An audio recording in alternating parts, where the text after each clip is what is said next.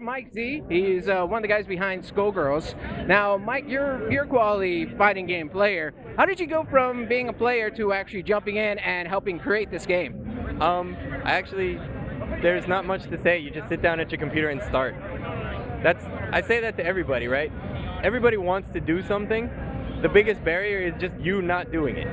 So I was making a fighting game engine like for the heck of it in college. I actually got to use it as my senior project, which was pretty neat.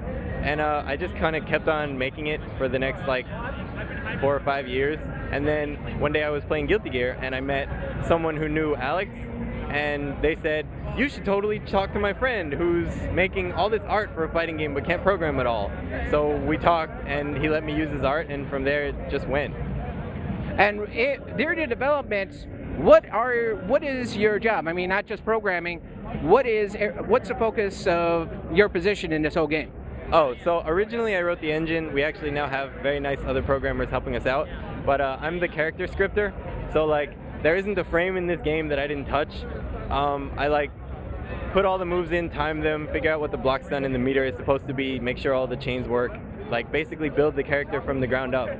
The easiest way to describe it is probably like, I'm the kid that owns the Legos, right? I don't make the Legos, but there wouldn't be any Battleship without me. Action!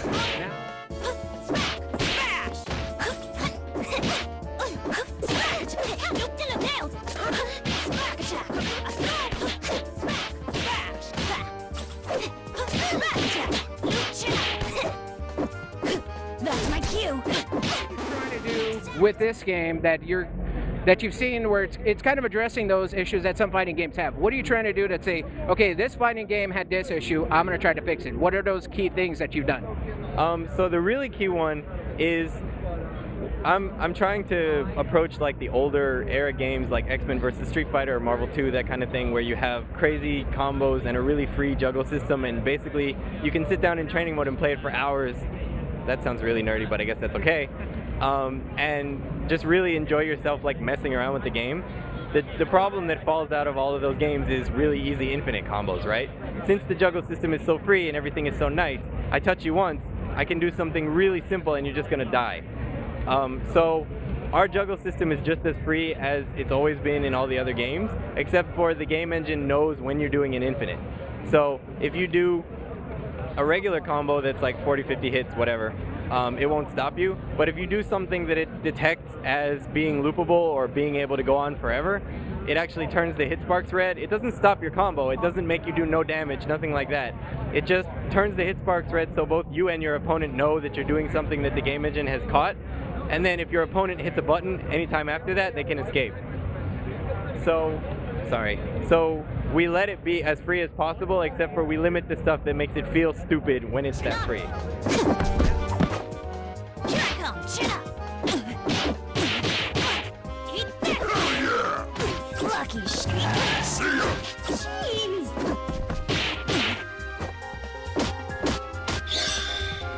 Here we go. Get ready for a showstopper. Being on the other side of the game development side, instead of being the player, you're the guy behind the computer. How hard is it to balance characters? I mean, is it easy as all, or is it as hard as people think it is? It depends on what you're aiming for. If you're actually aiming for everyone to have a chance in every matchup, it's impossible. Unless the characters are all exactly the same, you will never have a balanced game. You can come pretty close. There will be disadvantages, you know, Honda versus anyone with a projectile in Super Turbo, for example, but he's extremely strong against people that don't have projectiles, and it balances out. In terms of arriving at that kind of balance, which is basically like meta balance, right, where a character will suck some of the time, but they're not overall just in a wheelchair, unable to do anything. You can't entirely predict it before you put the game out, but as opposed to most of the companies where they say, yeah, we had tournament game players come over and play this stuff before we put it out, I have something every Wednesday where people come over and we just play this pretty much and balance it and find issues and tune it. Like for example, when we put Peacock in, I can talk about this one since they let me talk about Peacock now.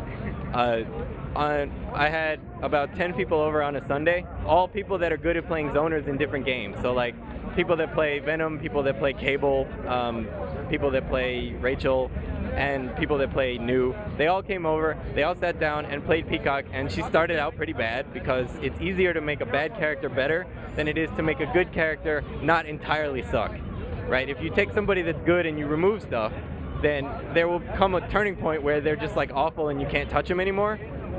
Whereas if you start out with somebody that's really bad, you can incrementally improve them, and you can identify when you've added something that's way too good and make it slightly worse when you tweak it.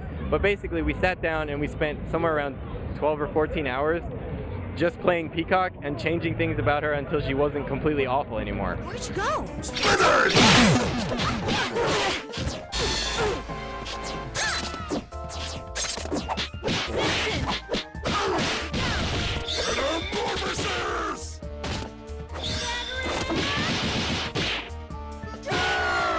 The game. What do you think? What fans do you think? I mean, aside from fighting game fans, what's kind of specific fans of games do you think this is going to really get people into? Guilty Gear, Blaze Blue. I mean, do you think those guys are gonna see something where they're immediately like, hey, this is almost like what I played, or is it going to be just a totally new experience where it's just every fighting gamer needs to touch it? I'm pretty much aiming for the second one. So it's 6 buttons, as most old fighting games were, which is entirely more approachable than like 4 buttons or 3 buttons where you have directions that actually do things with your attack, right? If you hit medium punch, it's always medium punch regardless of whether you were holding forward or backward, which is slightly easier to play from the get-go. But we have other systems in, like the escape is kind of similar to mechanics in Guilty Gear and Blaze Blue. Ground techs are about as easy as we could possibly make them, so that's kind of Blaze Blue Marvel 3 aspect. We're aiming for it to be approachable by anyone. I'm not sure like Tekken and 3D Fighter fans will like it, but definitely if you're used to playing air dash games like Melty Blood or Guilty Gear or Marvel, you'll find something in there that you can deal with. What's the character count look like? Can you say that at all? I'm not actually allowed to say that. I don't know if you can see it. I actually have manacle scars from when I did that last time.